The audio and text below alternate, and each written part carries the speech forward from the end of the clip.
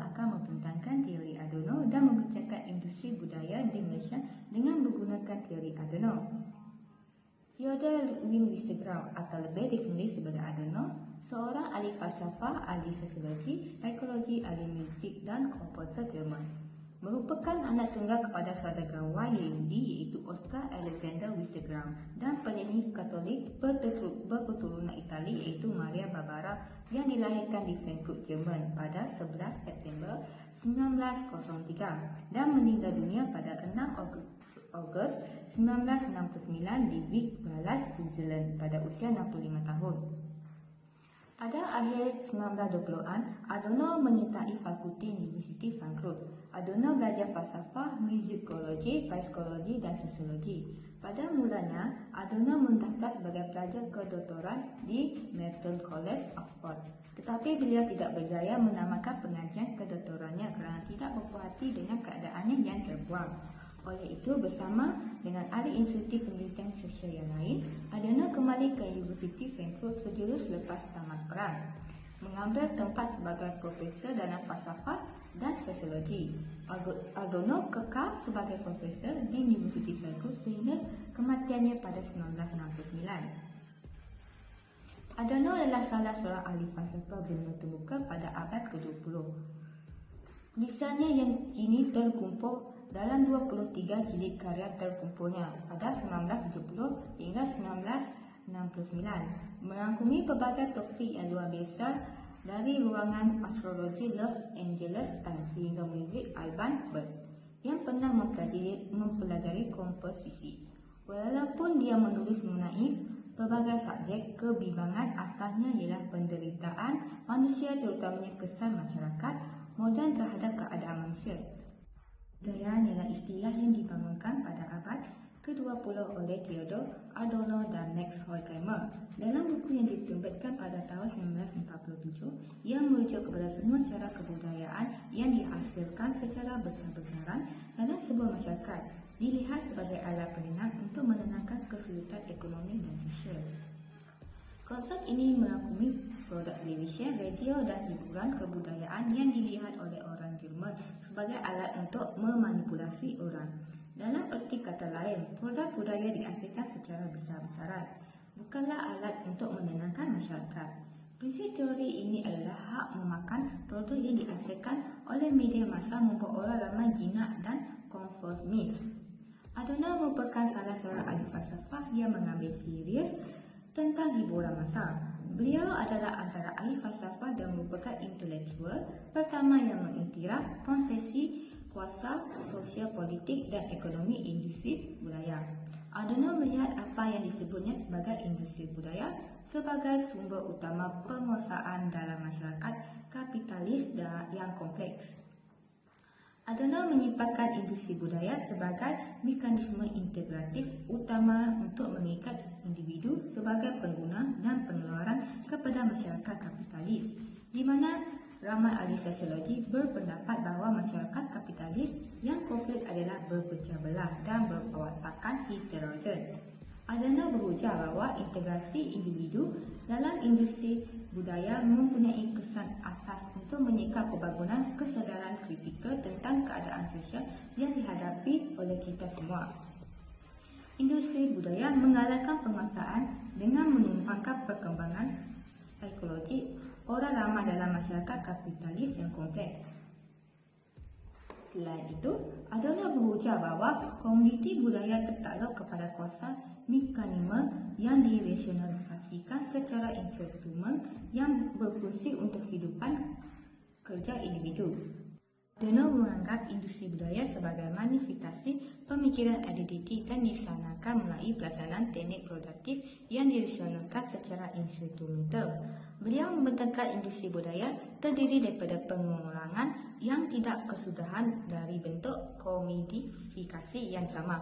Maka pengeluaran dan penggunaan komoditi muzik sebagai contoh industri budaya secara umum dilihat oleh Adorno kerana kepakaran dan minat utamanya ialah muzik. Adorno menganalisis pengeluaran dan penggunaan muzik sebagai medium di mana seseorang boleh membezakan ciri dan kesan utama industri budaya serta komodifikasi budaya.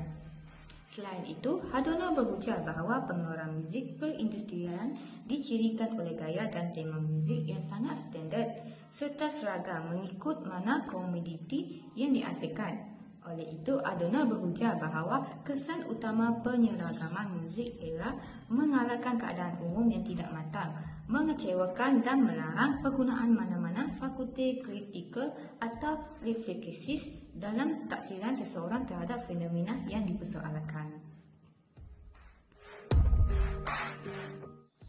Objektif teori Adorno terhadap industri budaya di Malaysia ialah mengkaji fungsi industri budaya kepada masyarakat. Industri budaya berfungsi sebagai mekanisme integratif signifikan bagi golongan masyarakat yang menjadi pengguna dan pengeluar kepada masyarakat moden kapitalis. Objektif yang seterusnya adalah untuk mengkaji kesan positif dan kesan negatif teori Adorno terhadap industri budaya dalam negara di mana Adorno membuat pertimbangan dalam budaya perindustrian agar dapat mengesan, merancang serta melaksanakan langkah strategik dan proaktif dalam perindustrian. Akhir sekali, objektif teori Adorno adalah untuk mengkaji tentang pendedahan industri budaya yang mampu mempengaruhi kehidupan seharian manusia.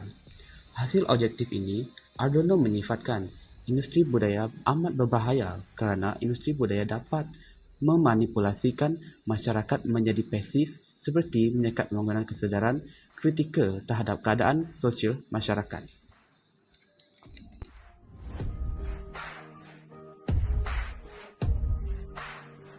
Melalui teori Adorno, terdapat kebaikan dan keburukan teori tersebut. Antara kebaikan teori Adorno ialah idea Adorno telah membantu mencipta dan memudahkan para penyelidik dan orang-orang untuk memahami bukan sahaja untuk orang yang berada di zamannya, namun juga kepada orang-orang yang wujud beberapa dekad selepas penulisannya dan untuk orang di masa hadapan kemudian. Selain itu, teori Adorno telah meluaskan pemahaman kita tentang ketaatan daripada faktor situasi dan fokus kepada pengaruh sifat individu terhadap tingkah laku kita. Tambahan pula, faktor ini memberi pemahaman yang lebih baik dan lebih holistik tentang fenomena politik dan masyarakat. Seterusnya, kelebihan teori Adorno ialah teorinya membangunkan skala piawai yang mengukur ciri personaliti authoritarian, iaitu orang yang berpegang teguh pada peraturan dan undang-undang serta membantu penyelidikan pada masa hadapan untuk mengukur dimensi personaliti dengan lebih dipercayai dan sah. Akhir sekali, kebaikan teori Adorno terhadap masyarakat moden adalah kritiknya pada masyarakat moden sebagai bentuk penindasan terhadap manusia yang dilakukan kapitalisme, iaitu industri muzik yang bergeser dari nilai seni kepada konsumerisme. Seterusnya, keburukan teori Adorno ialah Adorno menggunakan sampel orang Amerika Kaukasia kelas pertengahan. Beliau mencadangkan bahawa teori tersebut mungkin etnosentrik dan berat sebelah. Di samping itu, penyelidikan Adorno dikritik kerana beliau mencadangkan bahawa konservatif politik lebih berkemungkinan mendapat markah yang lebih tinggi pada skala. Penemuan ini kemudiannya direplikasi oleh penyelidik lain mengesahkan penemuan Adorno.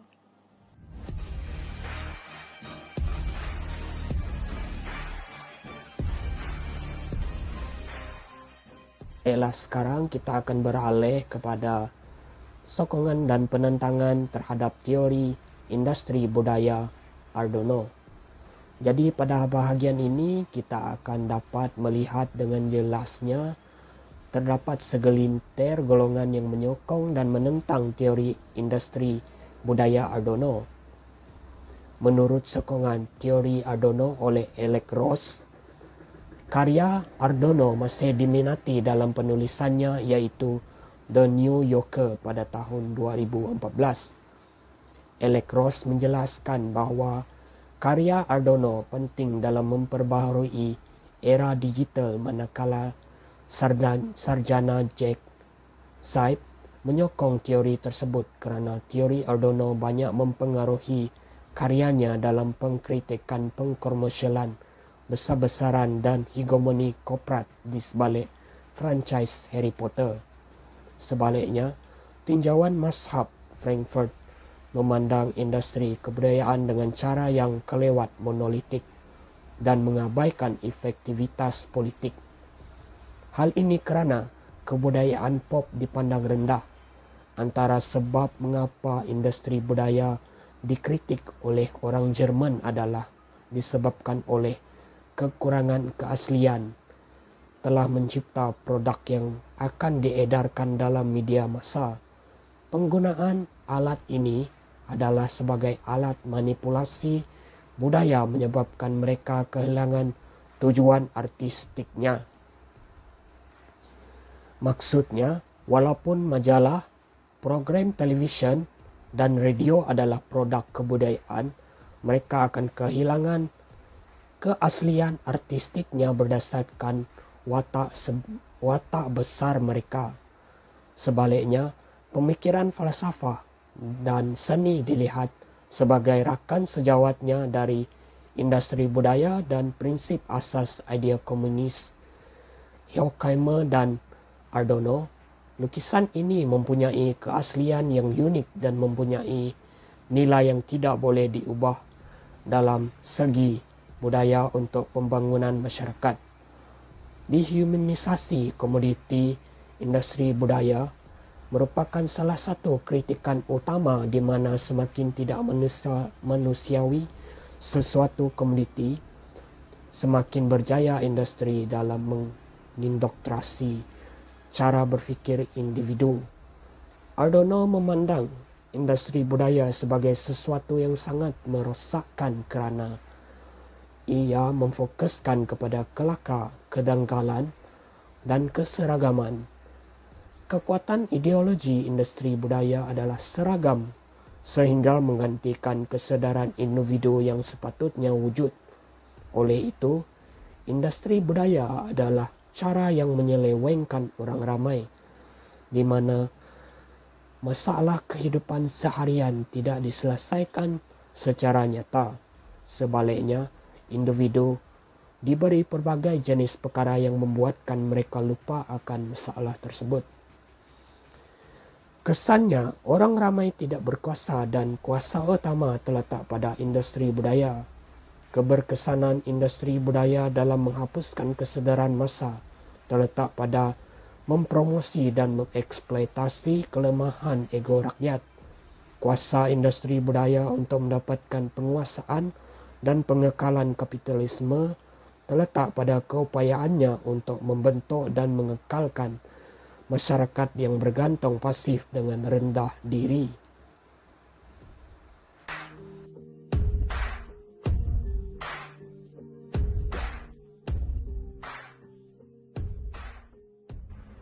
Hello dan selamat petang. Nama saya Muhammad Rais Solimin Abdul. Saya akan membincangkan tentang Theodor Adorno dan Max Horkheimer. Mereka ialah ahli falsafah Jerman yang mempunyai cara khusus untuk mendekati idea-idea budaya moden. Adorno dan Max Horkheimer telah berusaha untuk menerka mengapa penindasan kapitalisme tidak mendorong revolusi seperti yang diharapkan oleh Marxis. Sebab utama kerana pada pandangan mereka itu adalah dominasi budaya massa. Hal ini kerana bagi Adorno dan Max Horkheimer, industri budaya mencipta keperluan palsu untuk memastikan kita terus membeli produk yang sebenarnya kita tidak perlukan. Dengan memanipulasi dorongan serta keinginan psikologi kita, idea ini adalah menimbulkan konsep industri budaya mereka dan dengan jelas mereka dipengaruhi oleh idea-idea sekolah Frankfurt. Beberapa pendapat ini adalah seperti berikut, iaitu kapitalisme menyakitkan masyarakat dan ia adalah sistem yang mesti dimusnahkan untuk mencapai kebahagiaan yang maksimum. Tindakan manusia mesti memihak kepada penciptaan sistem komunis merupakan salah satu pendapat. Ini disebabkan menentang komunis dilihat sebagai tindakan pemberontak terhadap rakyat. Menurut Adorno dan Horkheimer, seterusnya, pengaruh seni adalah asas dalam masyarakat. Malah, nilai karya seni tidak ditentukan oleh kualitinya, tetapi dalam sumbangan yang dihasilkan kepada masyarakat. Menurut kedua ahli falsafah, seni tidak dinilai sewenang-wenangnya, tetapi kualiti kerja dapat diuji secara objektif. Di samping itu, seni dan puisi harus digunakan terutamanya dalam setiap puja. Kedua, pemikir memberi lebih penting kepada cawangan-cawangan budaya ini adalah penggunaan logik dalam pembincangan. Maka disiplin falsafah mestilah bersatu dan tidak dianggap sebagai sains yang berbeza. Semua disiplin sosial dilihat dengan cara yang sama, di mana mereka harus dianggap sebagai sains tunggal. Secara am, Theodor Adorno dan Horkheimer menekankan konsep kapitalis produk hiburan ini, di mana mereka dilihat sebagai musuh masyarakat yang harus memberi tumpuan kepada pengumuman komunisme untuk menyebabkan revolusi yang ditinggalkan idea kapitalisme budaya. Terima kasih. Itu saja dari saya.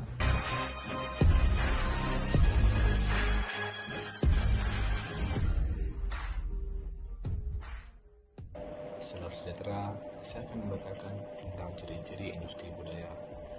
Ciri yang pertama ialah trend kiri, iaitu konsep industri budaya sering dikaitkan dengan idea kiri yang muncul di pertengahan abad yang lalu. Hubungan ini adalah benar terutamanya kerana kritikan kapitalisme yang merangkumi idea industri budaya. Menurut Adorno dan Horkheimer, kapitalisme merupakan penyebab utama industri budaya. Ciri yang kedua ialah pengaruh media massa, bermaksud produk yang dihasilkan oleh industri budaya diagihkan terutamanya oleh media massa. Media-media ini yang sering bertanggungjawab untuk menghasilkan kandungan tersebut dilihat sebagai utama yang bertanggungjawab bagi industrialisasi seni. Program televisyen yang didedikasikan untuk hiburan bukanlah alat media untuk mengalihkan perhatian orang dan menghasilkan kebahagiaan palsu. Ini berfungsi untuk melupakan masalah ekonomi dan sosial yang ada dalam kehidupan mereka.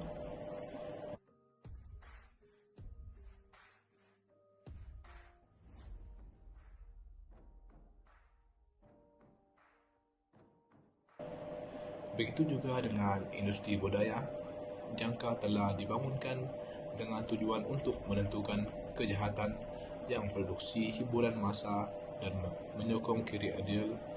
Istilah ini digunakan secara meluas hari ini. Pada masa kini, ramai pakar merujuk kepada pengeluaran hiburan sebagai industri budaya semata-mata sebagai konsep asas. Pada masa ini, istilah itu mewakili pengeluaran barang-barang kebudayaan dalam masyarakat dari mana-mana kecenderungan politik, bukan hanya hak. Contohnya, program televisyen yang mengikuti kehidupan satu atau lebih orang biasanya menyampaikan persekitaran rumah yang dilengkapi dengan baik. Tidak kira berapa banyak uang yang ada dalam program ini. Ini boleh dihargai di sebagian besar sitkom Amerika dan mencerminkan kritikan kapitalis mengenai sistem hiburan budaya ini. Begitu juga majalah gaya majalah yang menggunakan promosi produk sukar untuk memperoleh orang biasa sebagai bentuk hiburan juga merupakan contoh industri budaya. Orang-orang menggunakan kandungan ini dan walaupun mereka tidak dapat memperoleh produk, mereka senang dengan akses tidak langsung kepada mereka melalui cara-cara ini. Kandungan yang diproduksi secara besar-besaran ini menghasilkan budaya yang berulang di semua negara, kerana semua orang mempunyai akses mudah kini. Menjadi cara yang paling popular untuk menggunakan budaya legap yang lebih tradisional seperti museum, seni dan puisi. Masulasi budaya adalah contoh paling jelas dalam industri budaya.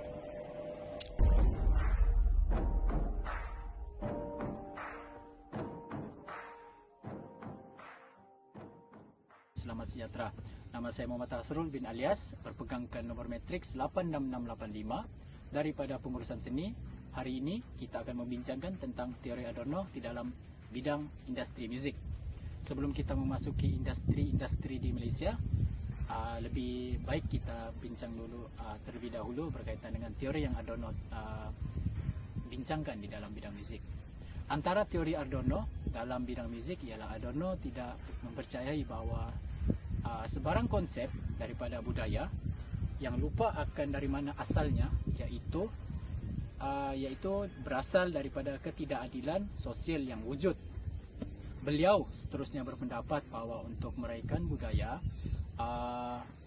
meraihkan suatu budaya itu hanya kerana melampau, kebimbangan material, autonomi, dan juga untuk mengurangkan potensi kritikal serta progresif sesuatu budaya.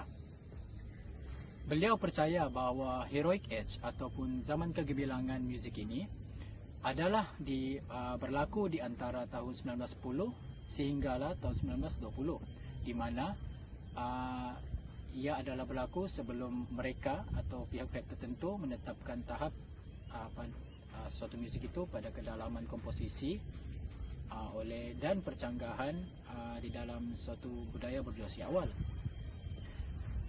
Selain itu, Adorno juga berpendapat bahawa muzik sangat berkuasa hingga mampu untuk memaksa seseorang, individu, menyedari kewujudan mereka yang mana mampu menjadi produk kuasa sosial yang boleh mengalami suatu perubahan.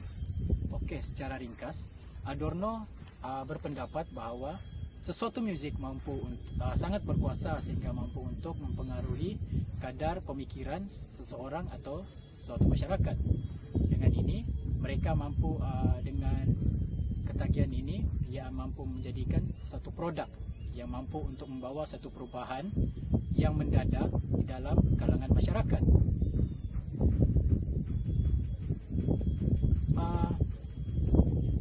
Adorno juga percaya bahawa muzik mampu untuk memberi tahu akan suatu kebenaran. Baginya, muzik yang serius berhadapan dua faktor yang saling berkaitan, iaitu peranan di antara pasaran dan kondisi muzik di kalangan publik. Sebagai contoh, Adorno pernah bertanya satu soalan, iaitu what is a good music, atau apa yang dimaksudkan dengan muzik yang baik. Yang menunjukkan dalam persoalan ini, ia telah jelas menunjukkan bahawa persoalan ini berkaitan dengan kualiti sesuatu karya yang dihasilkan atau digubah melalui suatu pengubahan muzik. Hubung kait yang dapat dihasilkan dalam industri budaya muzik di Malaysia adalah melalui penggunaan unsur muzik digitalisasi. Tuan-tuan hadirin, Adorno menegaskan bahawa sesuatu muzik itu harus menggunakan instrumen-instrumen muzik tradisional seperti piano, dan juga perlu seorang pemain atau lebih pemain untuk mendapatkan hasil yang selari dan layak dipanggil sebagai muzik yang bagus. Bagi beliau, pembuatan muzik yang diikuti oleh zaman dalam industri yang mengamalkan konsep standardisasi dan komersialisasi yang sebagaimana yang telah diamalkan di seluruh dunia. Contohnya, penggunaan kaedah instrumen digitalisasi melalui mesin dalam pembuatan lagu-lagu unsur seperti hip hop dan juga rap di Malaysia, sebagaimana yang diterapkan di dalam lagu, contohnya Mimpi oleh Keklik. Sekiranya anda pernah tengok lagu tu, anda akan fahamlah di mana unsur-unsur digitalisasi itu dipernampakkan kepada umum. Penggunaan unsur sebagaimana ia telah menggantikan instrumen-instrumen muzik yang asal telah mengubah industri muzik dalam penghasilan sesuatu muzik itu dengan efek-efek bunyi yang lebih menarik dan mampu untuk menghasilkan profit yang tinggi. Melalui penggunaan efek dan juga digitalisasi ini, dia telah menimbulkan satu era baru di dalam pengubahan muzik yang mana remaja-remaja atau pihak atau generasi kini dapati benda tu menarik untuk diletakkan di dalam muzik, di mana ia sekaligus telah membawa satu perubahan yang drastik di dalam industri muzik Malaysia. Selain itu, mesej dan kandungan pengaturcaraan muzik juga terlibat. Pengubahan muzik-muzik budaya luar ke dalam budaya dalam mampu untuk menyebabkan ia mengindoktrinasi pemikiran seseorang individu. Contohnya, penggunaan lirik atau bahasa yang kesat dan lucah yang dibawa oleh lagu barat telah dibawa masuk ke dalam Malaysia, seperti lagu Rap God oleh Eminem. Theodore Adorno telah berkata bahawa muzik mampu memberi kesan yang positif dalam membentuk tanggapan seseorang individu. Namun pengamatan muzik-muzik yang berunsurkan negatif mampu untuk membawa kepada pengaruh yang negatif kepada golongan masyarakat, khususnya golongan muda. Sebagaimana yang kita tahu, penggunaan kata kesat dan lucah diterapkan pada zaman-zaman industri muzik kini telah mengubah perubahan atau perspektif golongan-golongan yang mendengar itu berfikir ataupun bertutur. Namun pengamatan muzik-muzik yang berunsurkan negatif, seterusnya, teori Adorno juga dapat dikait melalui penghayatan muzik yang berunsurkan kapitalisme. Adorno mengkritik kuat muzik pop yang dihasilkan melalui persekitaran industri budaya, iaitu melalui proses penyeragaman dan juga proses pseudo-individualisasi, yang mana pseudo-individualisasi ini dapat disimpulkan melalui pemberian suatu kepercayaan kepada masyarakat itu yang mereka tidak akan sedar akan perkara yang berlaku di sekeliling mereka. Itu saja daripada saya. Sekian, terima kasih. Muzik di Malaysia telah dipengaruhi oleh satu corak yang diamalkan dalam satu pengurusan kapitalisme melalui penggunaan melodi dan tempo yang terhad. Contohnya, tempo muzik yang dihasilkan hanya berdurasi bawah 4 minit dan pengulangan ayat chorus secara berterusan diganding bersampelan tambahan seperti bunyi kesan khas sebagaimana yang dapat dilihat melalui lagu Bidadari oleh Ismail Izani. Melalui industri budaya juga, muzik dapat mengembangkan status industri negara. Adorno berpendapat bahawa muzik yang popular ini mampu memberi kesan yang negatif kepada masyarakat, sebagaimana yang dikatakan olehnya di dalam satu wawancara, iaitu, "Saya percaya dalam fakta bahawa cubaan rusuhan yang melibatkan politik dan muzik popular sebagaimana muzik hiburan adalah cubaan yang gagal dari awal lagi. Namun, perkembangan industri budaya seperti muzik tanah air terbukti mampu untuk meningkatkan martabat sesuatu negara dalam proses untuk menstabilkan ekonomi industri budaya negara.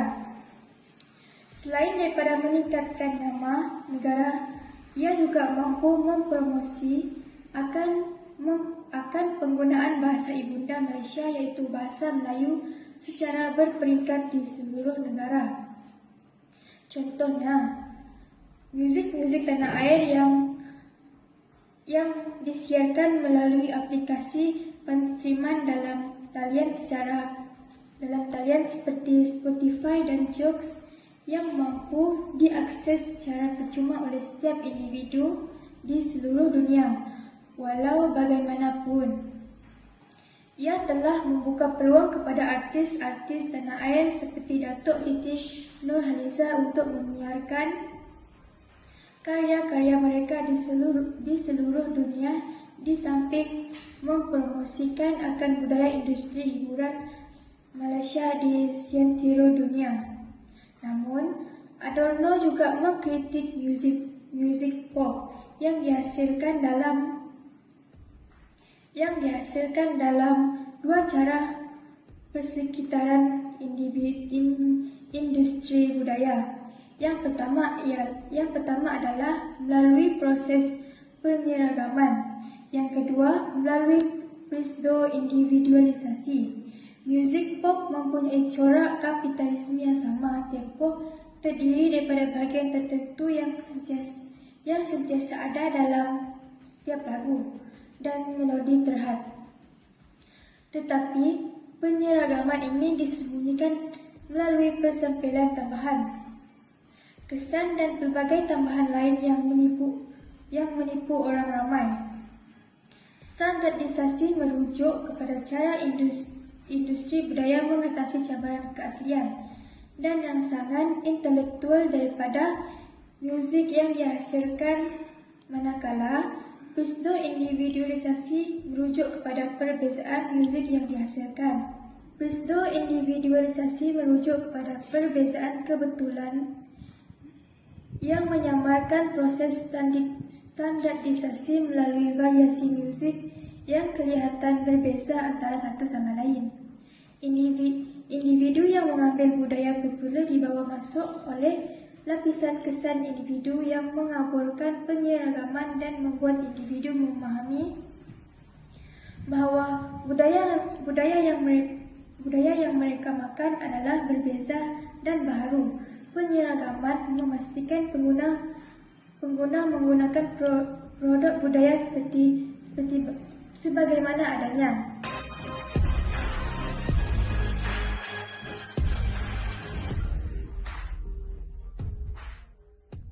Kesimpulannya, Adorno telah menaburkan ide kritisnya dalam berbagai teori dalam menerangkan keadaan atau tempo musik dalam sebuah zaman mampu untuk memanipulasi atau memberi kesan kepada masyarakat.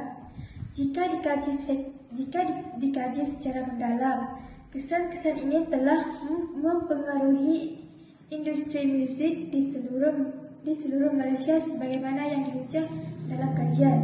Sekian, terima kasih.